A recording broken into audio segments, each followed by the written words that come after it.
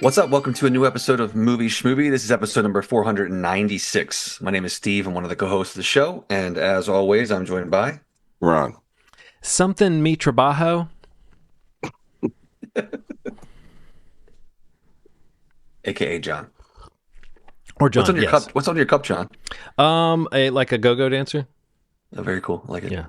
I believe you guys may have sipped water from these same glasses back when we used to have these basement recordings. I'm sure I partook in some water from that glass right there in your hand. I just remember Smoke Ronald, muscles, man. Ronald at one point drinking oh my from the God. glass and then noticing that there was a drawing of a cartoon drawing of a go-go dancer shaking her money makers. Dig it.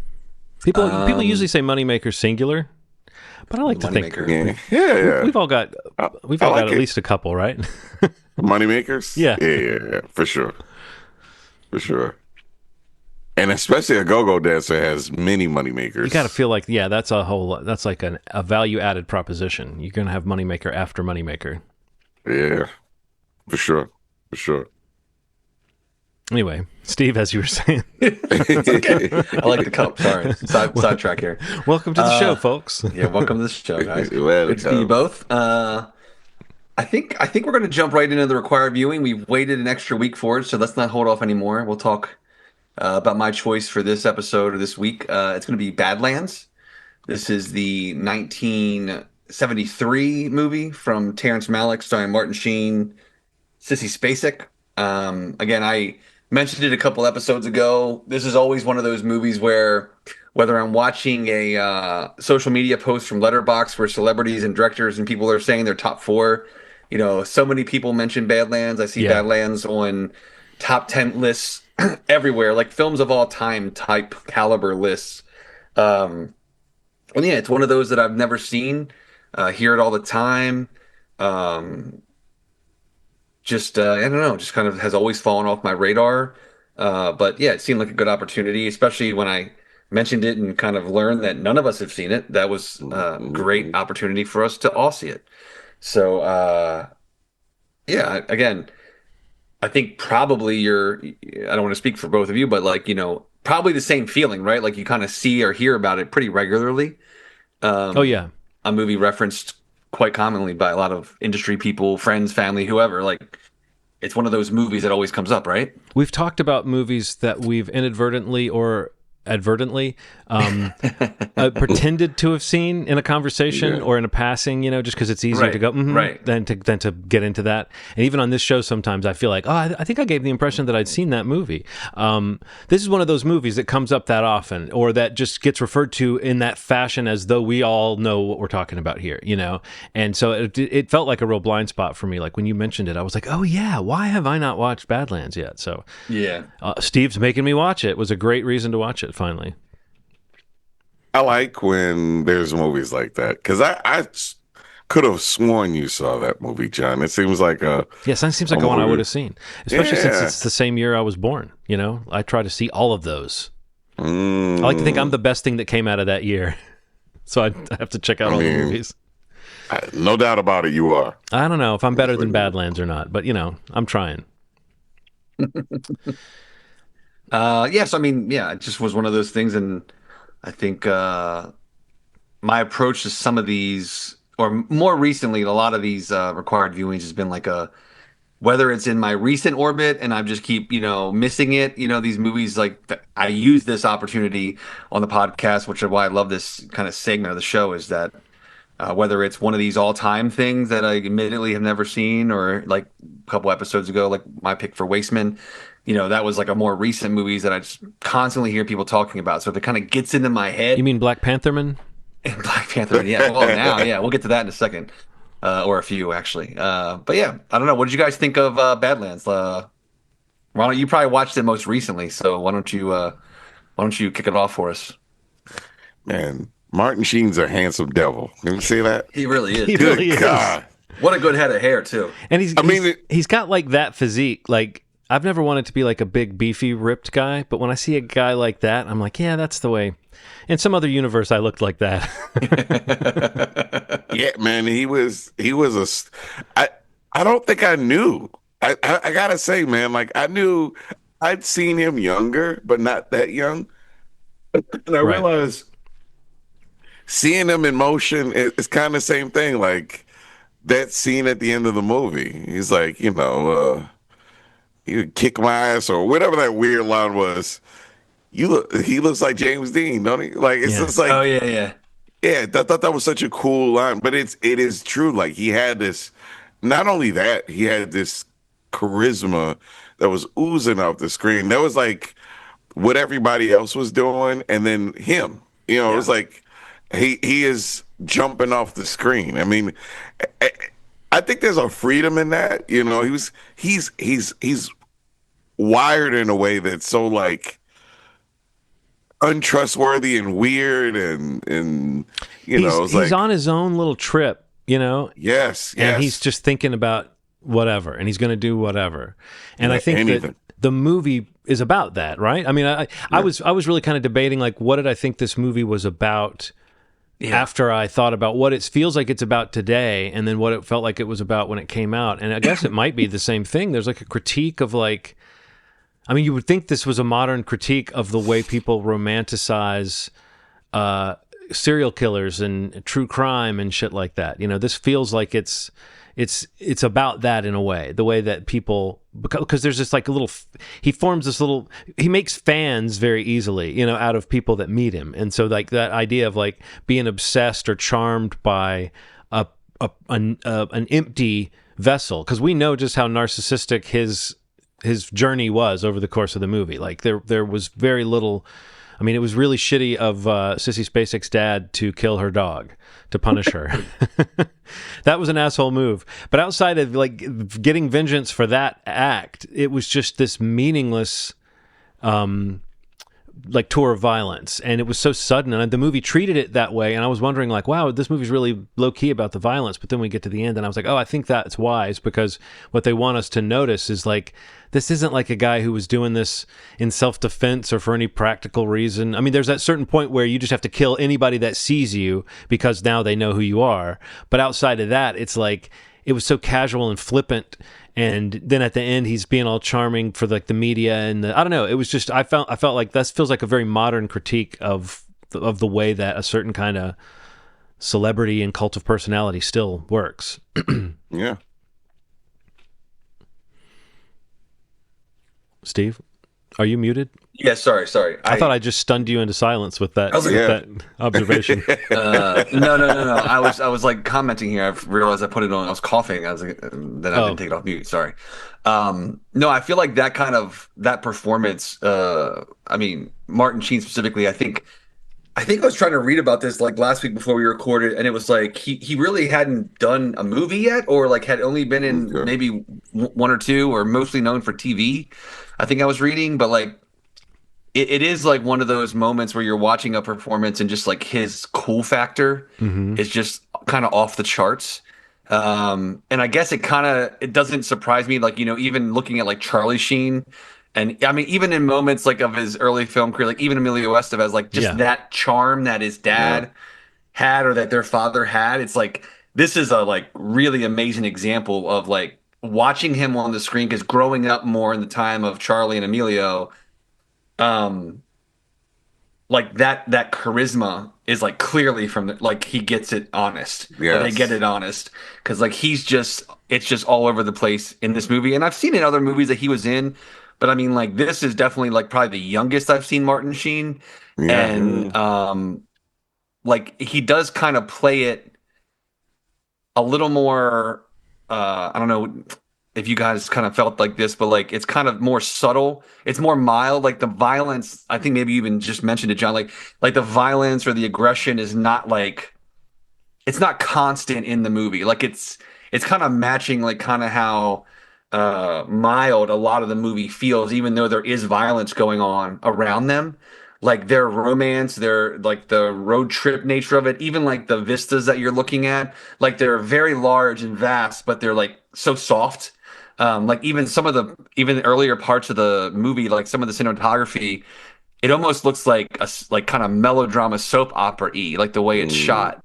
You know how like there's like some kind of soft focus on some things, and Yeah. I think like the juxtaposition of that with some of the violence pairs up like exactly with I think his performance, where like he's not like this aggressive, constantly on and like masculine and like I don't know. I like the I like that kind of extremity almost at times that I got from him because I feel like the one side of it is kind of what attracts her to him, and then the other side is as attractive, if not more, to this young girl.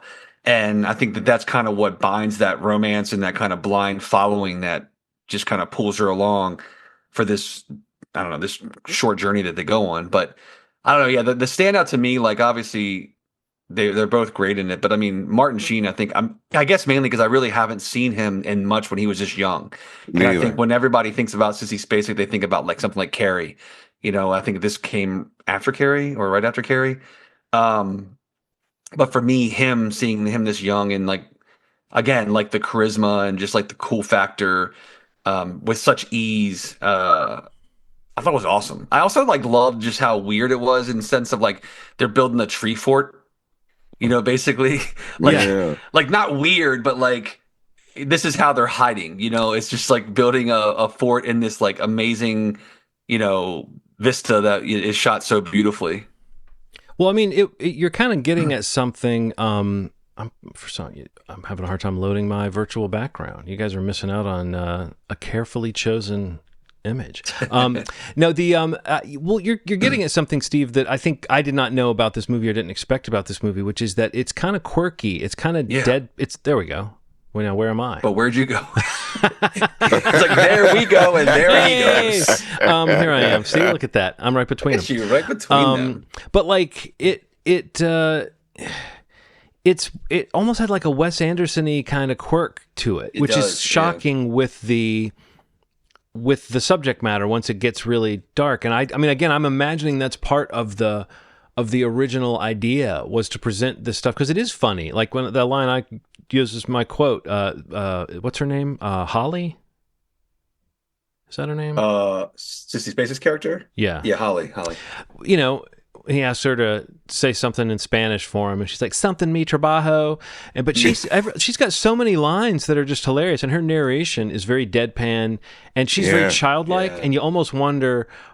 Like, I think she's playing really young and really cloistered and really simple, but she says some things that are sort of funny. But like, there's this one line when he's playing with the recorder and she's talking to the people in that house where they kind of take the people hostage for a little while, and she says, "Kit's downstairs playing with the dictaphone. Sometimes I think something's wrong with his bean." Yeah. And then there's that whole part where the narration's like, he said there's days we love each other, but he said there's days when he wants to kill me, and then there's days where I want to throw him in the river and hope he drowns. It's like, it's just, there's something about it that feels like they're aware. It's like it's just a different mix than I was expecting. I was expecting it to be more like one of those 70s kind of blisteringly real harsh thing. I pictured him like grabbing her and roughing her up and dragging her around and them being like really like almost like torturing people or something. I just pictured it being really gritty in that way. And the fact that it wasn't made me think, oh, I guess I don't know that much about all of Terrence Malick's career, like his aesthetic overall, because this was in general a kind of lighter, more whimsical tone than I would have expected for this material, because I think that works. And the movie that it made me think of the most, I thought of two movies. I thought of Raising Arizona, which has the kind of the narration and the music, even not the same kind of music, but a similar kind of like light, airy music and a narration that's telling you the story. And then these kind of like podunk characters, that just, there's a little bit of humor in that, I think.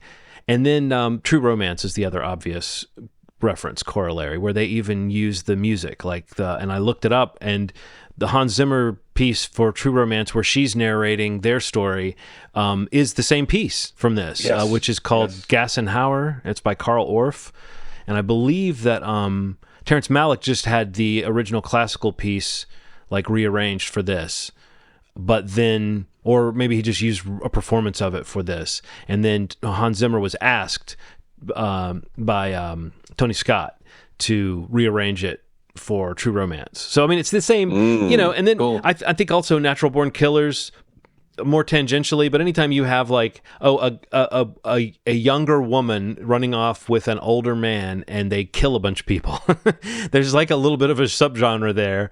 Not always the age gap, but I do think that's one thing that I was thinking about a lot with this movie, was that the movie is creepy, grooming age gap for sure, the way he talks to her and stuff. But I do think that Kit is presented as having like a childlike nature. Yeah, definitely. And I think there are moments where they remind us that he's not really a child, and you're like, oh, this is creepy. But then there's other moments where she really is. I mean, maybe this is a cliche for that type of story, but I don't think the movie is saying, isn't this great? Like, she's an old soul and he's kind of an inner child. I don't think they're saying that. I think they really are saying, isn't this predatory what he's doing? But it plays it straight. Like, it doesn't comment on it. And what she sees in him is this rebellious spirit, not a creep, and their relationship is not presented as overly sexual in the movie anyway, which I don't know, that just might be a way the movie kind of keeps you from being too unsettled by the characters. But it really seems like they're not, that's not the nature of their bond, which makes him seem even more like he's in a state of arrested development emotionally. He's not really looking for even like a sexual relationship. He's looking more for just like you said, Steve, someone to go play house with in a tree house. Exactly. That scene was like magical and weird and kind of sweet and funny, and also horrifying when you think about like what's going on. If you just step a few steps back from the characters that we've been following and say, oh, this man came into town, this garbage man came up to this girl and murdered her father and then drove away with her, and like now anything they do is disturbing. But if you look at it as kind of like, again, those kind of magical characters that can exist in a sort of quirky world. I don't know. I found it tonally extremely interesting, and I really was not expecting it to be as funny and as like light's maybe the wrong word, but I guess it's the word I'm going to use. I didn't expect it to be as light and watchable as it was. No, you're totally right. And also, I'll say this: Kit's a pretty good shot. Yes. He's a pretty good shot. The one time I thought he wasn't a pretty good shot, he did shoot that football. It's just that putting a tiny hole in a football doesn't actually make all the air rush out of it. Did you notice that? Like, he did shoot the football, but then he had to kind of like hit it with the gun to like. But that's also like that's a super childish thing to do, is to shoot a football just to see what will happen. I don't know. Yeah. And to shoot fish. I thought that all that shit was like, I was like, what is he doing? And the guy saw him across the water, was like, that's weird behavior. He's like, look at him like, I know. He clocked him. No, this isn't right. As a fisherman, he saw that as highly unethical. Yeah. Did not like it. Cool. All right. But yeah, it's just definitely an awesome check off the list for sure. I mean, I can definitely see why there's so much love for it. And I mentioned it a couple times, but I mean, yeah, it's kind of something Alex kind of known for in the way that the films are shot, but looked amazing. I mean, like some of those wide shots, like the vistas out there, looked really great. Yeah. It was kind of a love letter to the American West, the West, or the wide open spaces in America like that. Which again, you're right. That is not surprisingly something Malick would do. I looked into a little bit about the way they wrote this, and it seemed like they did it kind of over time. They recorded a lot of, or they improvisations and getting into character, and I mean, it seems like it was written in a sort of exploratory way, which I think lends itself to the fact that so many of the scenes just have these. There's just these oddball little exchanges between these two characters who you really don't. Right. You don't hate him, even though what he's doing is kind of monstrous. And you don't feel that sorry for her, even though what's happened to her is terrible. And again, we've talked about Martin Sheen, but Sissy Spacek, I mean, what an amazing performer. And this is like such an early role for her. And she's already like holding the screen so confidently. And again, the way the movie depicts their relationship, she's kind of holding his attention too, with this very still. Sometimes you think, man, is she missing missing a piece up there? Because she really seems like she's not aware of the moral qualities of what they're doing, but she is sort of, maybe she is. It's a little bit sociopathic, but I thought it was really interesting that after all that, the note that the movie ends you on is her regarding him. Like, like the last sort of beat is her watching him kind of do his charming thing on the plane with all the police and stuff, and she's just like smiling, like she's still in love, I guess. So that's when I was like, oh, okay, so this movie really is about the way we set up people like this to be these romantic folk heroes almost. Even when someone's a horrible murderer, we try to create like a sense of their, like turn them into like a Robin Hood figure or something. Yeah. And then you really think about what someone like this does, and it is, nihilistic and empty. Yep. On that note. What is Ronald? Well, no, John, you're next, right? Yeah, John. I'm next. So there was a movie that I was going to pick because we had not talked about Sam Neill. And I thought about the movie Possession. And then I looked at the trailer for the movie Possession, and I was like, I'm going to check this movie out. It looks like one I need to watch, but I don't know that I need to make anybody watch this. I just don't know. Sure. So I'll be back with the Possession report next time. But which will be in a few weeks, actually, right? We're about to take 2 weeks off. So yeah, we've got plenty of time to watch an extra movie. But I then thought about my list, and I kind of went where you went with Badlands, Steve, which is just, here's a movie that I have not seen that I feel that I should have seen. Cool. And I may have even pretended to have seen to let a conversation keep going. But it's another film that, like Badlands, is considered influential and kind of prescient. This film deals with reality television and media intrusion into our lives. And this is another director and creator that we haven't really hit yet on. I don't think we have on Required Viewing. The film is Albert Brooks's first film, Real Life, from 1979, where he plays a pretentious documentarian who wants to document the life of a normal family. And, from the logline, it sounds like he destroys their lives in an effort to, depict what their reality is. So, but it's seen as like a lot of people say it kind of looked forward at what we now take for granted as like reality television and that kind of cult of personality, which again, after Badlands 2, I thought, oh, here's another movie that had some things to say about things that you would think were modern problems, but that people were already talking about back in the 70s. So Albert Brooks's Real Life. What year was that you said? 79. 9, okay. And, I have not looked to see where it is, but I think it's widely available. Okay, cool. What do you got? Where you see it at? Where to watch? It's on Pluto.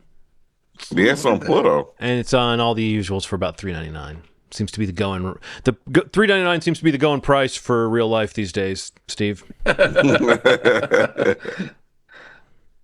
I'll take it. All right, cool. What else we got? We wanted to talk. The little piece of news we wanted to talk about was I guess Marvel / Comic-Con related, right? Before we get into the big review here today.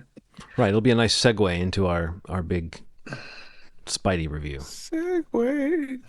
So I don't know. I think we were sending links back and forth last weekend when Marvel's panel at Comic-Con was happening, because there were a couple of big bits of news. I guess the two big bits of news are Ryan Gosling is on board as Ghost Rider and will be working with his director that he just made a Star Wars with, Sean Levy. Who has also made $1 billion film for Marvel. Like, let's not forget, people don't talk about it, but Deadpool and Wolverine was a super successful Marvel film in the unsuccessful MCU era. Like the era, the memory hole era. Man. It was a huge hit, just like No Way Home, the Spider-Man film was. Like they had hits. So I don't know. Sean Levy's not like the most exciting director to me, but I do think that, as we said when he made Deadpool and Wolverine, I think that like he apparently can get big personalities to play well with him, he's probably, I think when he steps into something, he picks up the style reasonably well. Like the stuff he's done for Stranger Things is generally well done in some of their strong episodes. So I don't know. He doesn't inspire a lot of excitement, but he doesn't inspire disdain either. And what's exciting to me is Ryan Ryan Gosling getting into the MCU fold feels good. Feels like something like that's like classic MCU shit. Like, oh, here's an actor that everybody's loving seeing right now. Let's put him in this world. And then also, it makes me feel that, oh, they must be bullish on the corporate studio side about Starfighter if they're going to turn around and let those same two guys That's make true. and make another tentpole in their other big franchise. Now, Lucasfilm is separate from Disney in a way, but it's still the same parent, the same company making decisions. So it makes me think, oh, they must think Starfighter's good. And they're excited to have a star like Gosling in the fold. So what do you guys think of that news? Love it. I mean, I love it. You think we're going to get Blade in this? Here's what I wonder. Are Midnight Suns? Are we going to get some... Like Ryan Gosling and Sean Levy are like crowd pleasers, right? Yeah. So they might see the beauty of Midnight Suns, especially if that means, if you're Ryan Gosling and it's like, well, do you want to try to get Oscar Isaac and Mahershala Ali to be in this movie with you? It's like, right. Of course the answer is yes to that. So the question is just, what are the corporate plans? Because I think if they don't do Midnight Suns or something like that, I think this could be the piggyback into that, or this could be the springboard into that. That's what I was thinking. Once you do Ghost Rider, then you can announce Midnight Suns, and you can say Oscar Isaac's coming back. You can say we finally are going to make good on Mahershala Ali's patience. Yeah, maybe. Although I do like what Kevin Feige said doing the rounds recently about that. He said he felt embarrassed and lame that they couldn't get it going, that it was just... But I actually do, even though I joked about it too, I do understand what they mean when they say you can't just stick Mahershala Ali in a leather jacket and have him kill vampires and call it an attempt. I do understand, and I do think that their process... I like to hear that they've chosen not to make a movie they didn't think was ready, even if it was one that sounded cool to me. But it does seem strange that it took them 5 years to decide they couldn't do it. Yeah, it's ridiculous, man. That's crazy. But yeah, so it might be, Ronald. I think that's what the comic book nerd in you wants to believe, right? Is that this could be the beginning of like a midnight horror, whatever. They could bring a lot of that. They could even bring Werewolf by Night into that. That'd be cool. Most people liked that. So yeah. And the other news, the other big news. One of our guys, right? It's a come up for one of our faves. Why don't you tell us, Ronald? Who are we talking about? So David Johnson has been cast as T'Challa's son, Tucson, in the new Black Panther movie that's coming out in 2028. Yeah, which is not that far away. I mean, no, it's not. By these terms, it's not. And that supposedly they're not doing more than one movie in 2027, and then 2020. I don't know. I think they're only doing one movie next year. Gotcha. So maybe they are. What is the character's name? Because I saw a couple different. I thought isn't it T'Challa still? Like, isn't he the second? I've seen him called T'Challa Jr. and T'Challa the Second and so forth. Yeah. What did you say, Ronald? What is the name? Remember when he introduced him? It was like Toussaint. It's like a French name. Okay. When they were like, he's like, here's your son, Toussaint. Okay. Yeah, like he had like that was his another. Yeah, I feel like I remembered hearing something different at some point, and that's why I was kind of confused when they said it or with the trades were reporting it. But I was confused. But yeah, this is amazing. Like this is one of the best kind of. I mean, Gosling is great. I think casting as well. But I mean, I think just in terms of like a star making opportunity. Yeah. Like I was gonna say at the end of the Gosling talk was like Gosling is like arguably at the height of his powers right now. Like, you know, in the last 2 to 3 years, he's had like the 2 biggest movies of his career and is now in a Star Wars movie and is now in the MCU. You know, it's like whatever you want to say about his trajectory or where you like to see Ryan Gosling. He's also really in the production lane now too, because he kind of was the one who shepherded the Project Hail Mary like to the screen. He had the book rights very early. Yeah. So he's like really got power right now. Well, and so Ghost Rider apparently exists because he was constantly talking to Sean Levy on the set of Starfighter about how that's what he would do for the MCU, or like they talked about what they would do in the MCU, and like that project partially exists because you can get him to come on board for it. You know, that's also really cool, man. Yeah, and I feel like that's one side of the spectrum, but I think David Johnson's on the other one, where he's kind of like an under the radar like gem, Yeah. and Yeah. he's an incredible actor. He's beloved, and he's received love from many people, like critics, even viewers. Like we've talked about him all the time on the podcast, like whether it's in industry or in what was the Long Walk was probably the most recent thing. Wasteman, we talked about him. Romulus. What's that? Romulus. Romulus. Romulus. Industry. Industry, yeah. Like what's the show? The rom-com we loved? Rylane. Rylane, Like the movie that I like- recommend to the most, like the movie I recommend the most. the most. Is Yeah. probably Rylane, because I feel like it's the ultimate sleeper, you know? Yeah. Yeah, and, He's and fantastic in he's the star of it. Or one of the co-leads of it. But I mean, he is definitely like the wow in that movie. He's like really special. And everything, honestly, like he's so good in everything he's been in and everything that we've talked about that he's involved with. He's always who we talk about most because he's just really great. And honestly, like, and he, like every interview I've seen him do, he also just seems like an amazing person, which I think is amazing for this franchise, amazing for the MCU to try to come up and have someone replace a character or a space that was, taken over from Chadwick Boseman, who I think everyone kind of agrees was like a special human being.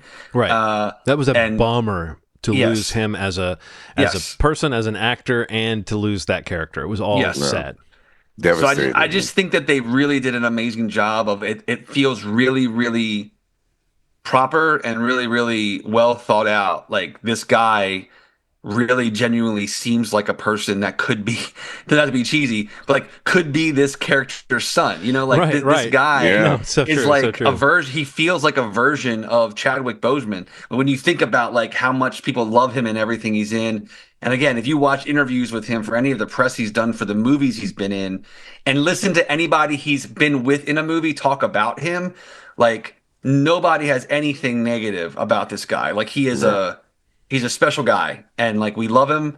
I can't wait to see what he has coming in his future. But I love this casting as much for him as a person, as an actor, as someone having a career, as I love it for the movie, for the franchise, for the MCU. I love it more for this man who seems like a special person. Just like Yeah. kind of, I mean, No, again, I kind of felt the same way too. Like, just seemed like Chadwick's felt. It's just it's like this is a good cool vibes. thing. It's like Absolutely. good vibes to bring him on all and, around, and all around. it's exciting. And we also know Denzel is rumored to be in this movie. I mean, we're kind of Yeah. also, we haven't mentioned really the name Ryan Coogler, but like if you're Yeah, Marvel amazing wondering stuff. about like how am I going to get people excited and get people back in the box office for our shit, it's like, okay, you've got Ryan Coogler's next, maybe he's doing some small thing right now, I don't know, but his next giant movie. X-Files. Oh, that's right. Yeah. But that's not a film, at least. I mean, he's making it very cinematically, it sounds Yes, like. yes. I cannot wait to see how that shakes I out. know, by the way. dude. But I'm just saying, like, it feels awesome that they have him. Yeah. They have Yeah. Ryan.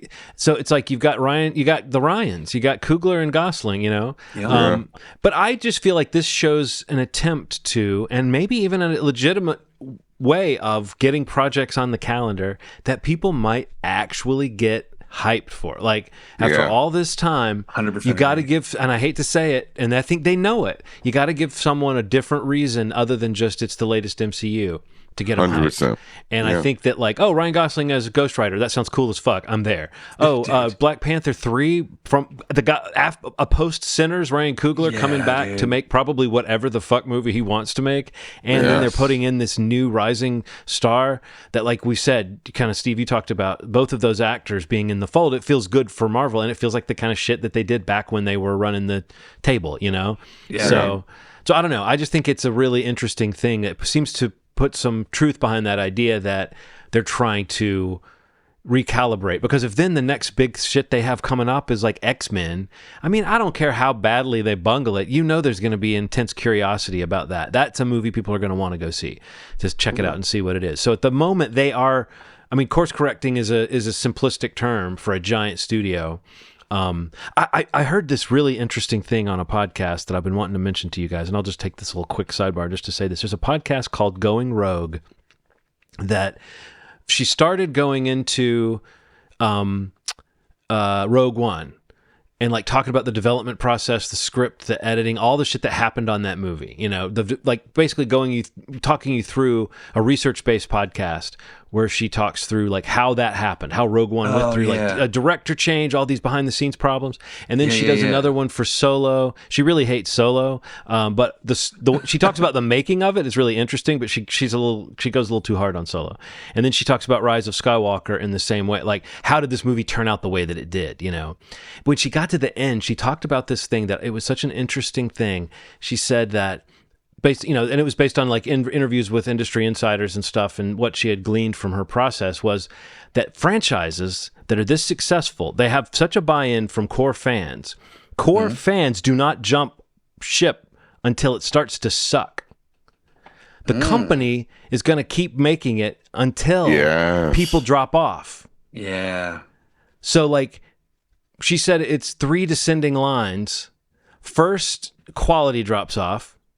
Then fan base drops off. Then the company loses interest. And like the company there's no incentive for the she said a satisfying ending.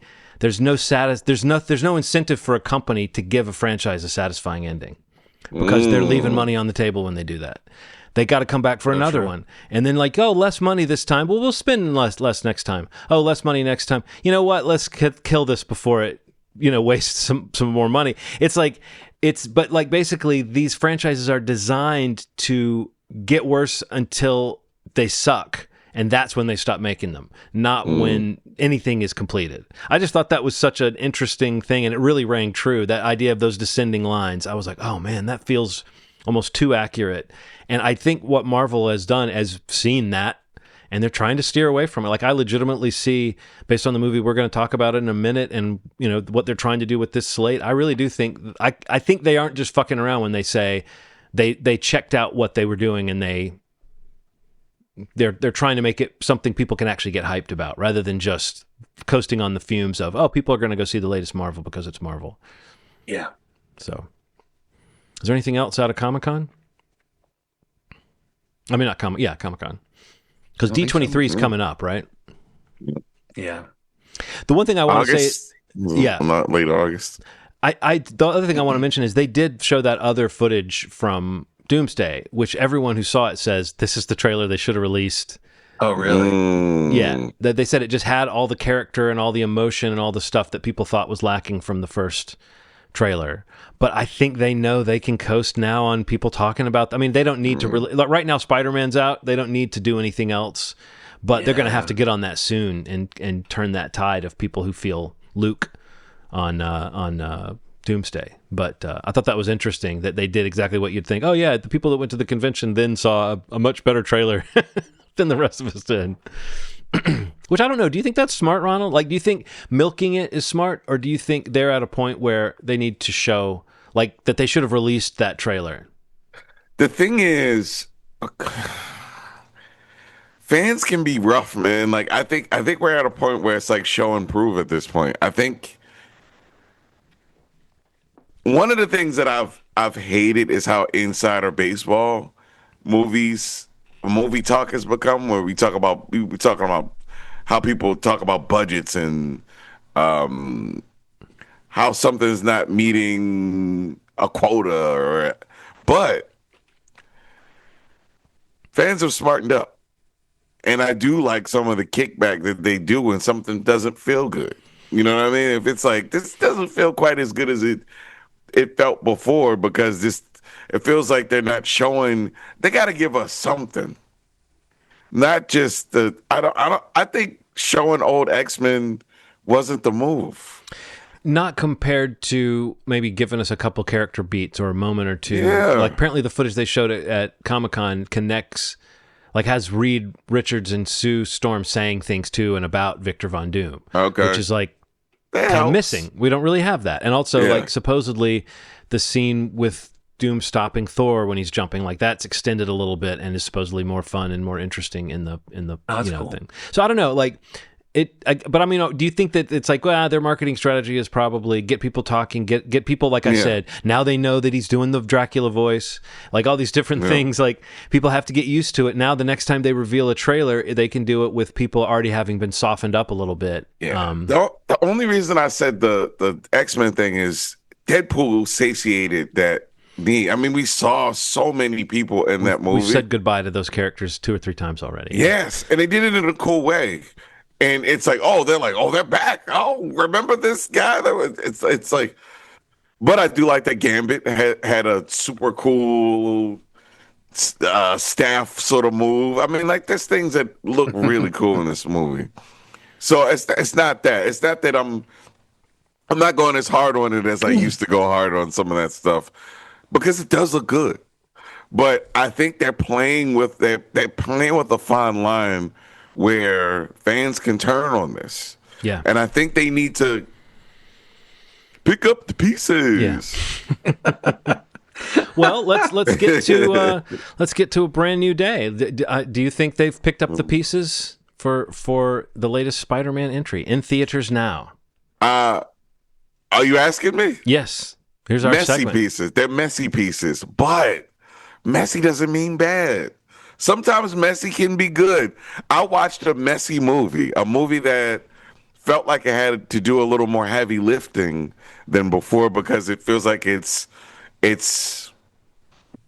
how do I say this? It feels like it is trying to do a thing that no other Spider-Man movie has had to do, which is begin this story of a new chapter in the MCU, not just the Spider-Man story.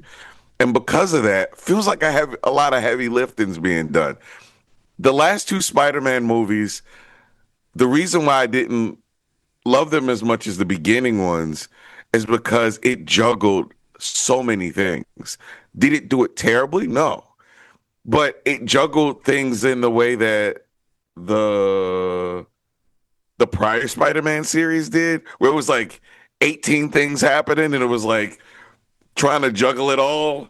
And then it was like, oh, okay, all right. I think this was a complete movie. But because this is the proper Marvel group put this together, they're always going to have a complete story per se. But it was messy. Didn't feel quite as good as the last one. But good God, man, the emotional beats hit me like a ton of rocks this time because it's tackling something. It's kind of like the narrative becomes more clear as you're watching the actual movie because the trailer was very unclear on what it was. But there's this big thing about growing and maturing and figuring out your new life. And this is something that I kind of thought they were hinting at in the trailer, but that overarching thing is kind of what we're facing now as fans. Like, we've grown with Spider-Man, we've grown with the MCU, and something new is coming out of this. Are we prepared for it? I don't know. Maybe we are. Maybe we aren't. But something's changing. Like something is afoot, and some of the growing hurts, some of the aches, and I think there's something really cool about this Spider-Man feeling way more emotional than I was expecting it to feel. I kind of loved it. But it was messy. It's a messy ass movie, man. Like if you handed me this script, I'd be like, man, this has a lot of great ideas. It's messy shit though. Maybe we can pull it off. It's like, did they pull it off? I think they did. I think they did. How do you feel? Oh, I fucking loved it. It might be my favorite Spider-Man movie. Really? Yeah, I fucking loved it.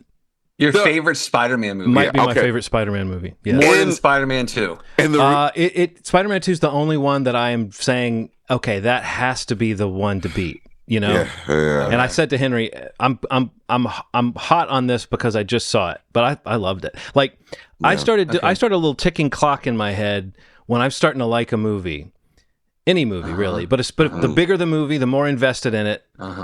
Yeah. And especially if it's a movie like this that has all these extra concerns where I'm like, I just want to see a fucking movie. You know, I don't want to think about what you said, Ronald. I'm not a studio chief. I don't care if I'm the only one that goes to see this. If I love it, I love it. So I sat down and I was like, oh, this is good. This feels right. Like the needle drops were cool. The music was good. It felt current. Well, I always get his name right. Is it Destin Daniel Cretton? Yeah. Is that his name? Yeah. He's a great visual stylist. He's a great designer of sequences and shots and action. The action in this movie is so well designed. And the thing Spider-Man does in the moment when he's like stopping a disaster from happening and he's using physics to like swerve around a building and he's like saving people at the same time. I mean, it's beautifully worked out. It's really clever. But I start that little ticking clock in my head and I'm like, okay, all right, this is a big Marvel movie. They're trying a lot. When's, like, I start that clock to like, when's it going to fall off? When's it going to have a beat that bumps me? When's it going to have a moment that I'm like, well, that sucked, or that was weird, or that scene could have been better, or I was expecting this and this should have done this. I got to the end of the movie, nothing. There was not a single thing that bumped me in the entire movie. So when you say messy, I think that all that stuff was juggled amazingly well. I thought the character arcs were fun and sharp and smart and good. I thought that like the world building was effortless. Like Spider-Man interacts with characters in this. It feels like it's really part of the MCU. Like it really feels like it's part of the MCU, but it also feels like you'll understand this, Steve, even though I know you didn't read comics like me and Ronald did. There's a difference between here's what's happening in the universe at large, and then here's what might happen in an issue of Spider-Man. Yeah. This is definitely an issue of Spider-Man, not the Avengers or not the epic of the. But it has those little just like in Spider-Man. If Spider-Man needs to call somebody in one of his issues, it's like a cameo from a character from another comic that pops up, And this movie juggles that stuff. It's really fun. It's really fun. The little connections you get, and the way that it doesn't have anything to do with Doomsday. But I feel like it sets me up for Doomsday a little bit because I'm back in that world. Like I'm like, oh, okay, here's what's happening over here, and there's a nod to this, and I mean, I just thought it was. I mean, again, I'm not saying it was perfect or that it was like the greatest movie. I'm saying my personal experience with it was like a big smile that never went away. The whole movie. Amazing. And and just to finish one other thing, I want to say this too, Ronald. You're right about the emotional beats. Like, I think that's what helps me the most. I believe now, with all that shit about Tom Holland trying to make sure this one was really good, I see what they mean because there's good acting in this movie, Steve. There's good scenes between characters. The chemistry between, guess what? Zendaya and Tom Holland have chemistry. Who knew? Yeah. But like what they do with the baggage that you bring to the movie based on their chemistry is clever. I mean, I feel like the movie's working all of that. This feels like I hate to say this word because it's probably the most unhip word you can say, but it's a much hipper movie than you might think the Marvel machine would spew out at this point. It really feels pretty good. And I will also say this, if they just said all we're going to do from here on out is make buddy films between the Punisher and Spider-Man, I would say sign me up. Their chemistry is I mean, I don't want to overhype it. I'm just saying it's a delight. I had so much fun with almost like every little utterance they had in their scenes together. Felt right. And then the things that the movie's keeping from you, the trailers, keeping things secret, that stuff, when you finally find out what's up, I thought it was chef's kiss. Like what they could be building towards. I thought it was like, man, this is good. If maybe we'll look back in one day and say this was a great beginning of like a whole new chunk of MCU goodness. So, well, that was kind of my thing. So like, I'm selfish, man. I want my Spider-Man movies to feel like Spider-Man movies, and this was not, because this is the first one that felt like it was, how like Spider-Man has always been involved in the MCU. This is the first proper Spider-Man MCU movie where, like you said, like characters are going in and out of, you're like, oh, that person could come into this world now, versus it never felt that close before. And it feels very close now. And I think I'm selfish. I didn't want that to happen quite like that. I always wanted them to be separate. But now that they've kind of come to be, I'm all right with it. Like I want And to that's say, the messiness of it. That's the messiness of it to me. Because I just wanted I wanted just to be selfish and have I didn't want to necessarily see Punisher. I didn't want to necessarily see, but see, that's I just but when he came, I sit down to watch these movies, not being able to wait seeing these characters interact with each other. So Yeah. I guess that's just a fundamental difference to me. Um, that's the heart of the whole MCU is watching the characters bounce off each other. if there's one shortcoming in this movie, I gotta say it. I gotta say it, and he's been a fucking shortcoming in everything I've been seeing him in. The Hulk, man. Oh wow, no way. No, man, I did not like it. I didn't loved like it. I I didn't like it. I didn't like it. I didn't like it. And maybe it's because like I don't know what the fucking contractual thing is. I didn't like it, man. Oh, I thought it was some of the best Hulk stuff they've done. It is better than Red Hulk, sure. Yeah, it's better than Red Hulk. But that is also a compliment. I'm not saying that like I'm not shitting on what you're saying. I'm saying like I did not like Red that's Hulk obviously at all. opinions will vary on this, but I'm just saying for me yeah. that was like super. I was like, oh man, they're getting back. In fact, to like where I really like the Hulk being is like an unpredictable character. But then when so I didn't love him, but then there's a particular scene where I was like, this might be top MCU material. if I haven't watched the clips, Henry told me the shot that I loved was in one of the clips they released. So if you guys have watched like the fights in the clips, have you watched the clips they released, Steve, by any chance? Yeah. Okay. Yeah. So you know the shot that was new to me in the theater then, which is Spider-Man is swinging and he's dragging the Punisher on the ground with a web, and Hulk is jumping over the Punisher through the air towards Spider-Man who's swinging, and the Punisher is being pulled under the Hulk, and he's firing his machine gun up at him. And it's so like that the Hulk doesn't land on him. Right. It's so like a profile shot him. of that, and they show it like in slow motion going by. And I mean, it's crazy, man. I mean, I know I'm a 53-year-old man, and I should be above this at this point. But when they have a moment like that, like I start mentally flipping through comic book splash pages and covers and stuff, and I'm just like, that's just insane. Like they did, and there were a few shots where they did that, Ronald. Don't you think? Where like they kind of just, it's almost like a Guy Ritchie thing of like, let's freeze this moment so that you can see for just a second, like this shot, this freeze frame. And I think some of those I think are classic images that they're referring to specifically, and sometimes it's just the way the action's shot. There's a little bit, it's not quite like speed ramping, Steve, but they do take you through an action scene, and occasionally they'll slow down for like one really sophisticated motion. It's really, like I said, all that stuff was worked out well. That's all I'm saying, Steve. This movie, script-wise, is not as neat to me as other Spider-Man movies, but god damn it, did they pull off. Okay, I'll say this, man, and I was, what was the last one? No Way Home, which was like the other one that I love to death that I might have put at the top over Spider-Man 2, but it didn't quite get there.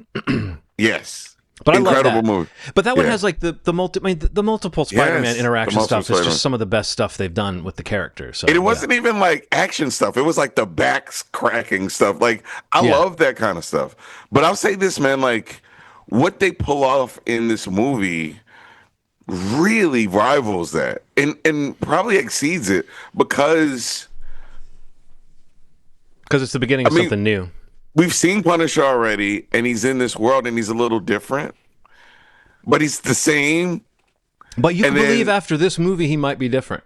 Yeah. I mean, I don't want to see the Punisher like trying to be nicer, but at the end of this movie, you could believe that he's got he's got an image in his heart. No, I'm sincere, but like he's got like a picture of a good the Punisher thinks Peter Parker is a good person, and I feel like that's a really meaningful thing, you know. And then like, all right, maybe it wasn't that bad of a Hulk. Well, no, I don't think it's bad. I don't think it's a mistake to call a movie that's doing this much stuff messy. It's messy. But it's like that's what I was thinking though when I was watching it. That I love is like but it's so good. I don't use the word messy, but what I would say is it's giant. It's like epic, and it kind of not knowing what was going to happen, Steve. Like I was totally fresh on the plot. I hadn't done any. Yeah. So like literally, that's where I want to be going in. But like literally the scene. So then, Steve, you'll be watching it, and where it goes to next will surprise you. You'll be you're not sitting. This movie is what I guess what I'm trying to say is the counterpoint to messy is I think the movie has an unusual rhythm that keeps you on your toes because it's not mapping to some exact thing.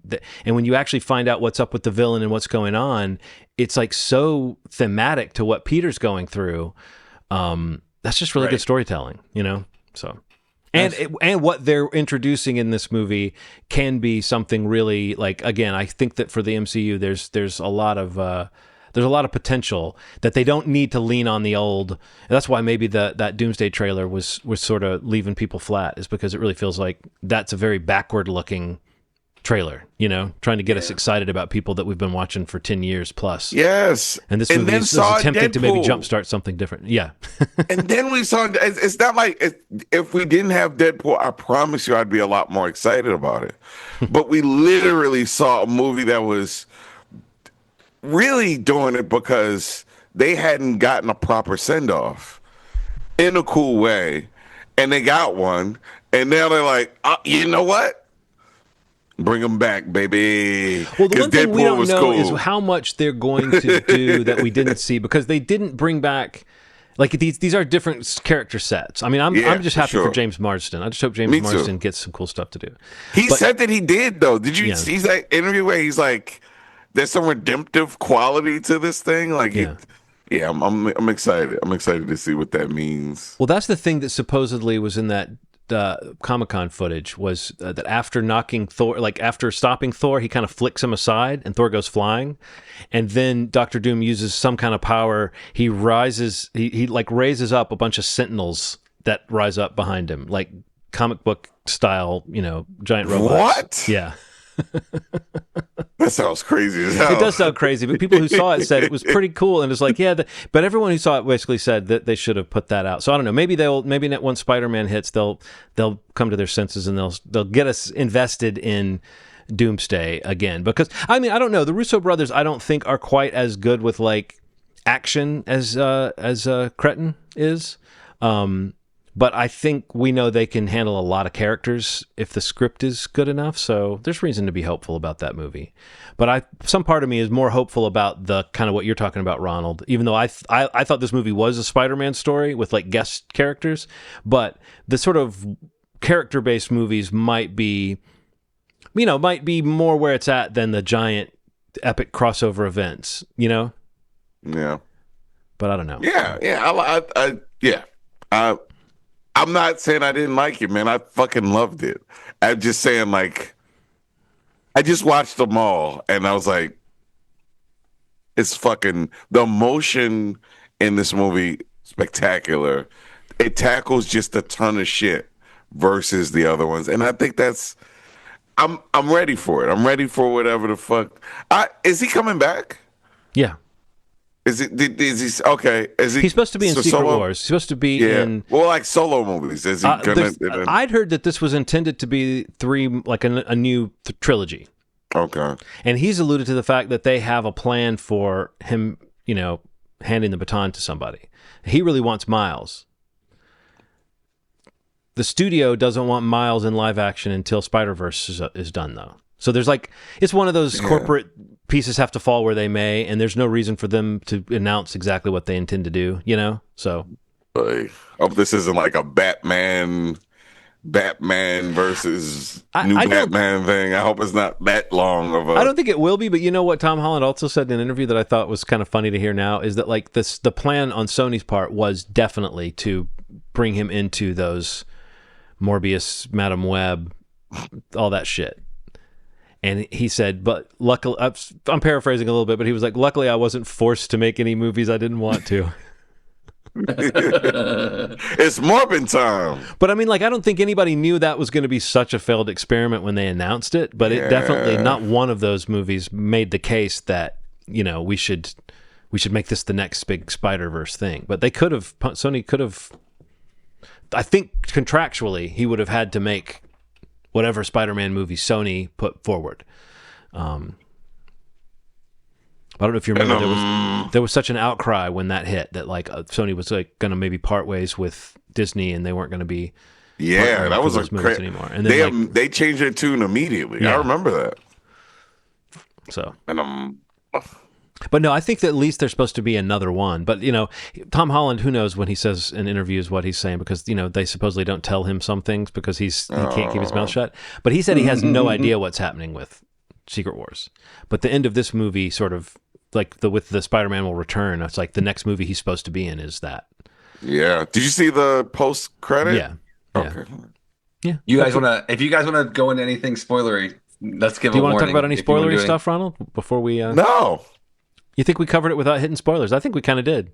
Yeah, I'm I serious, think you man. did a good job. Yeah. I think once you've seen it, Steve, maybe we can have the few things that I would love to talk to you guys about how you feel about them that are revealed, that are big reveals. I think we can wait on that. So yeah, I'm good with it. This is a good review. It was good talking about it, Joe. Yeah, I couldn't wait. I honestly think we feel very similarly about this movie. Right. I mean, I think... Well, I don't know. John said it's maybe his best Spider-Man movie. Well, I mean, it's like I do that thing where it's like you're innocent until proven guilty, and when I like a movie and I don't have any issues with it, it becomes like amazing to me. Like I literally have been scrubbing my brain trying to think, like, is there anything that I was like, about in this movie? There's one thing. One character has a flashback to a scene with their sister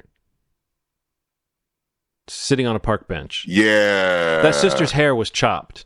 That sister's hair was terrible. That actress should sue.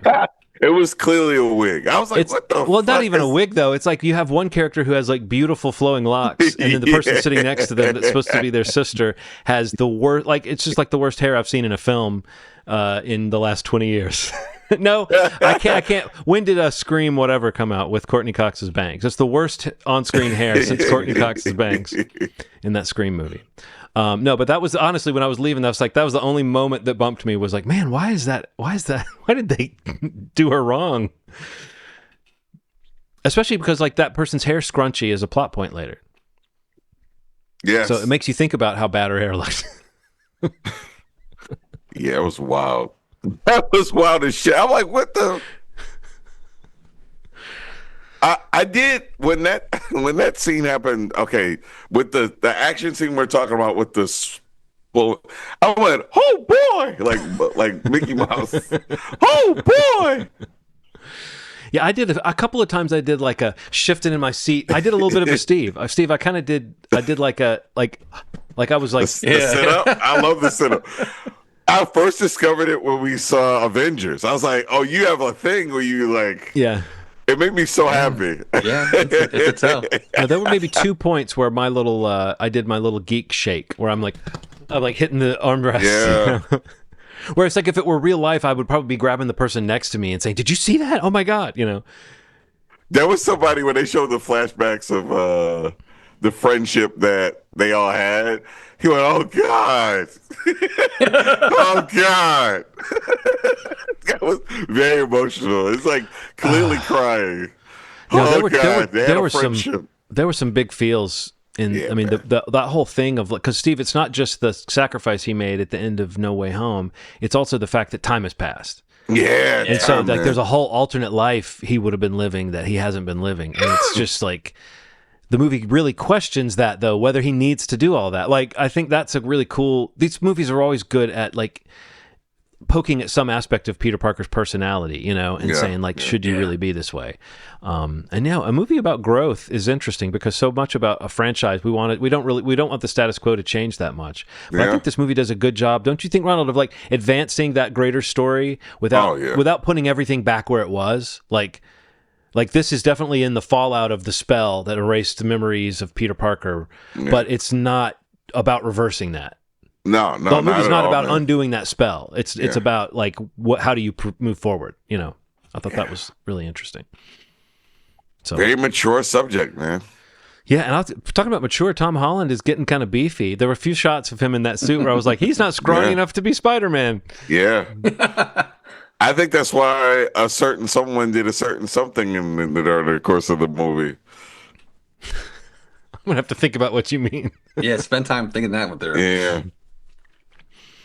Certain character. So, right. Steve, you have a thing you wanted to mention, doc that you saw. Yeah, I just wanted to mention one little small movie that I finally got to watch that I've been trying to watch for a long time. And Well, Aaron and small.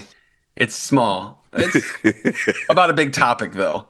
Okay. The topic that I know John loves being brought up. But I really, really think you both should watch this film if you have an opportunity to. But this is a movie. It's called The AI Doc, Okay. or it's The AI Doc colon, or How I Became an Apocalyptimist. Holy crap. Yeah, take that for what it's worth. But yeah, honestly, like I just remember seeing a bunch of clips for this movie earlier this year, and just never, again, same story, never got around to really spending a lot of time being able to sit down and really just focus on it because it is a subject matter I'm really interested in, for better or for worse. But I I bring it up mainly right now because I know I think on the podcast in the past the filmmaker or one of the two filmmakers, Daniel Roher, made a Navalny doc a couple years ago, like in 2022, that won the Oscar. And he also this year directed a film that I can't wait to watch called Tuner that just came out digitally that's gotten amazing reviews. But Mm. he also did this documentary earlier this year.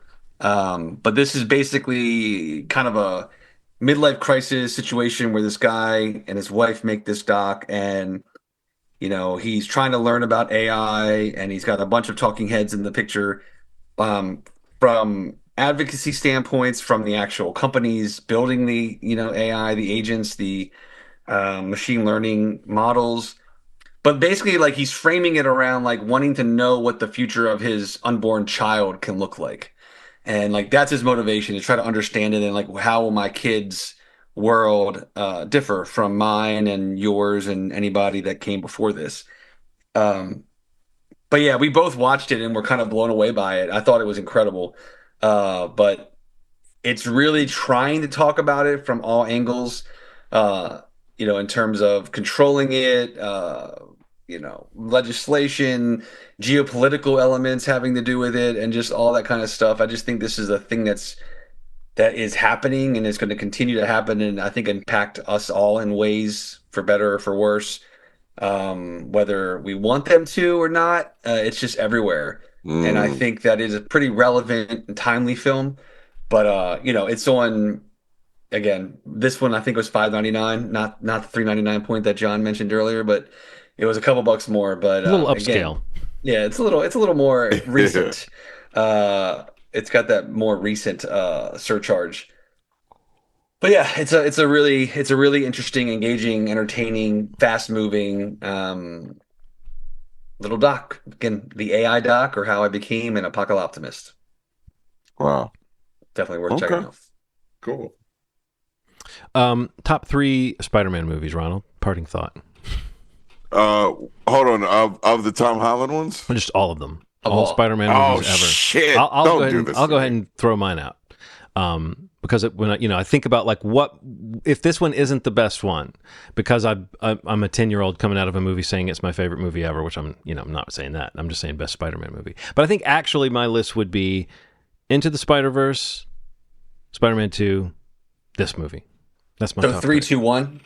That's 1, 2, 3. I'm being 1, 2, 3. I'm being more sober minded and realizing like recency bias is a thing. 'Cause, when you're hot on a movie, Fuck, we're counting on the animated ones. So Into the Fuck. Spider-Verse, Spider-Man 2, Brand New and then Day. yeah, So this is number 3. this is my third favorite compared to those two stone cold classics. Amazing. So, Yeah. Okay, Ronald, what do you got? Go 3, 2, 1. yeah. Oh god. Opposite of the We're way I counting do. animated. We're counting We're animated. counting all of them. 3, 2, 1. 3, 2, 1. Spider-Man 2.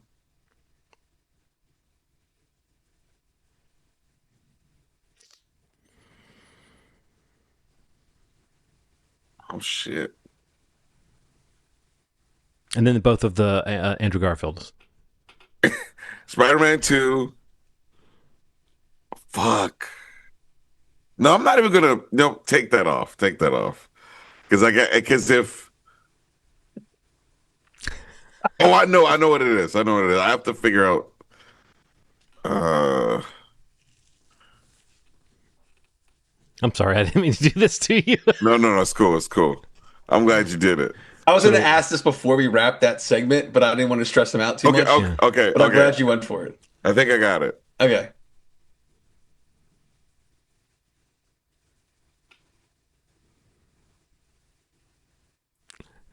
In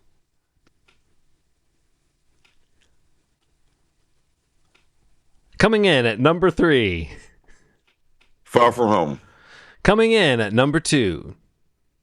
Into Spider-Verse. Coming in. No. I did that wrong. Sorry. That's not a 3. Coming in at let's start over. Coming in at number 3 for John Walker. Number 3 is The Brand New Day. For Ronald James, it is Far From Home. all right. Coming in at number 2 for John Walker, that decisive motherfucker. It is Spider-Man 2, starring Tobey Maguire. Ronald, what's in your number 2?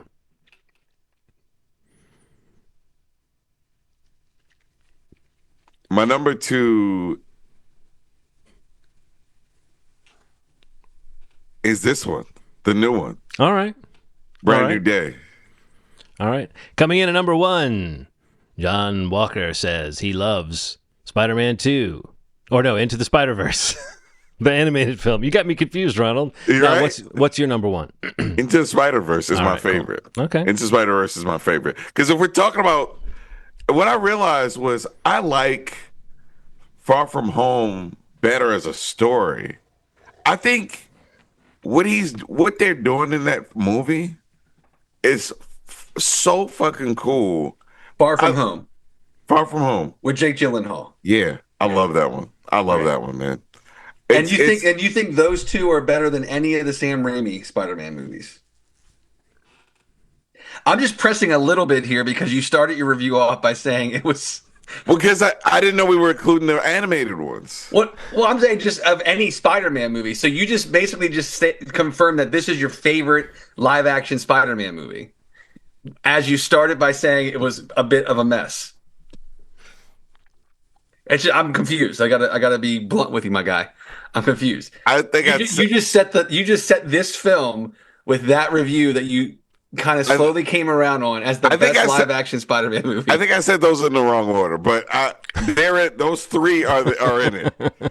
And I think I meant to swap the other ones. I think I meant to say that the 2026 one was number 3. Mm-hmm. Number 2, because number 2 is Far From Home. Yeah, okay.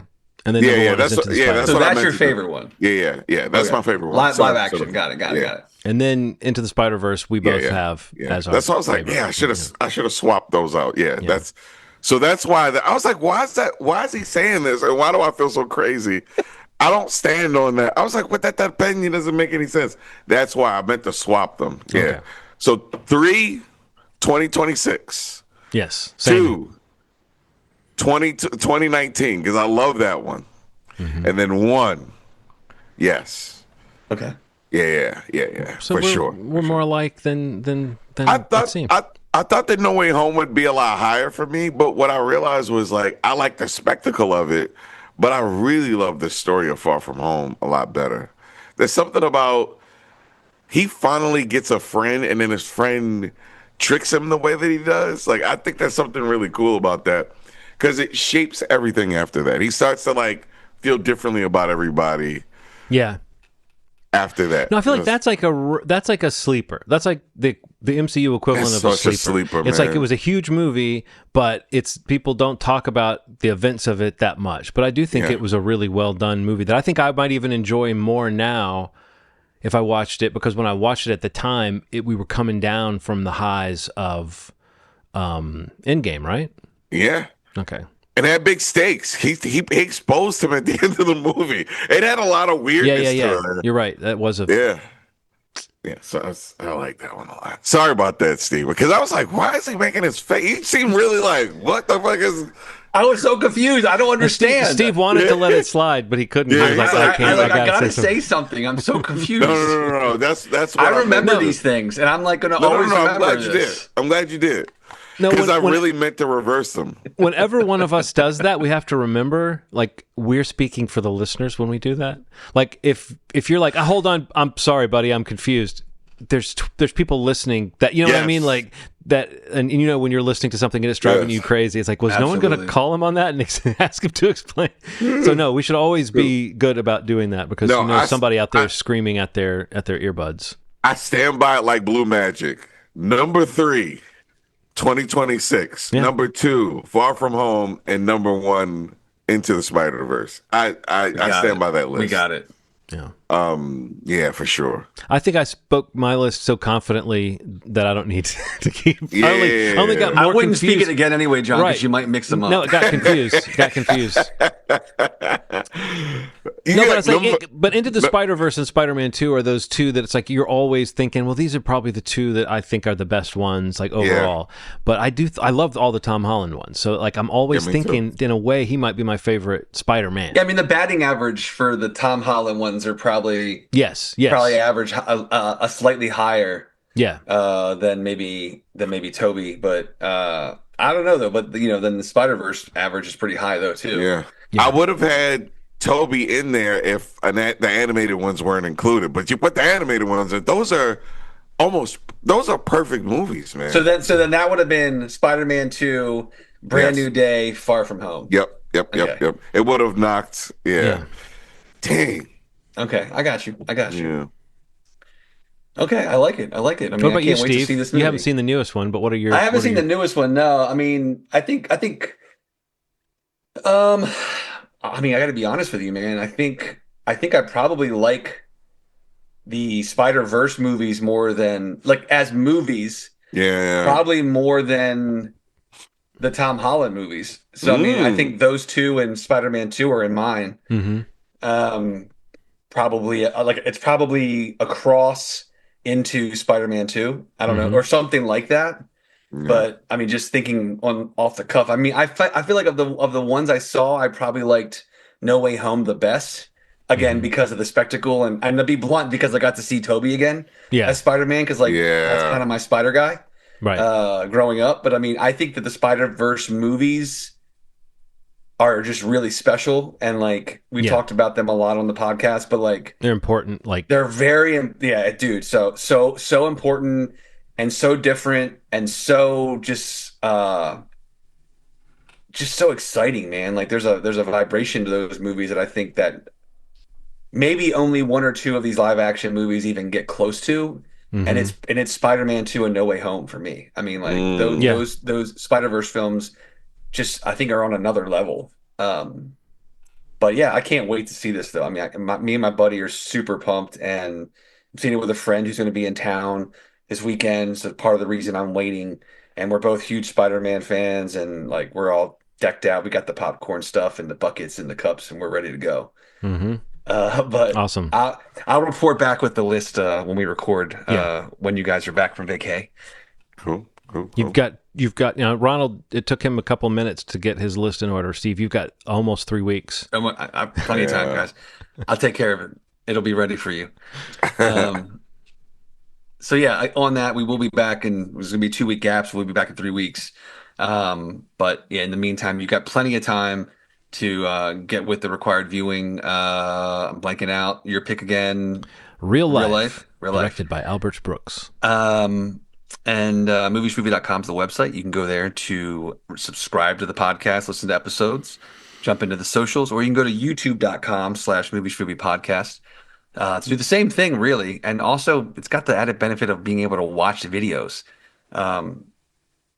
You can watch the full videos, the short videos. Ronald, when's the next Home Cut episode coming out? What's the next choice? Do you have one scheduled? Yeah, it's oh god, it's the Korean movie. Hold on me. It's No Other Choice. That's the next Oh, that's one. right. That's right. After that, then we get to talking about what we're gonna choose next, hopefully. It's been a little crazy just with the transition of moving and filming Sure. it. It's been a little hard, but they've been very understanding, thank God. I think they really like the Game of Thrones one that I did, and so Yeah, I we'll think see check out the Home Cut. That's the special videos on the YouTube channel where Ronald kind of goes through the Kaleidoscape platform and watches their presentation and reviews. All the technical side of things that I know a lot of our listeners listen to hear him talk about and us talk about, but it's a pretty in-depth deep dive on this pretty awesome platform Thanks, man. that they gave us access to, or and Ronald kind of is our guy for it. So again, a benefit of the YouTube channel. So if you go there, moviesmovie podcast .com, you go to, or no, moviesmovie.com, youtube.com/moviesmovie podcast. And if you subscribe to the YouTube channel, make sure you hit the bell so you get the notifications. But yeah, thank you so much for listening. We'll see you in 3 weeks. And as always, you made our day. Thanks. Bye.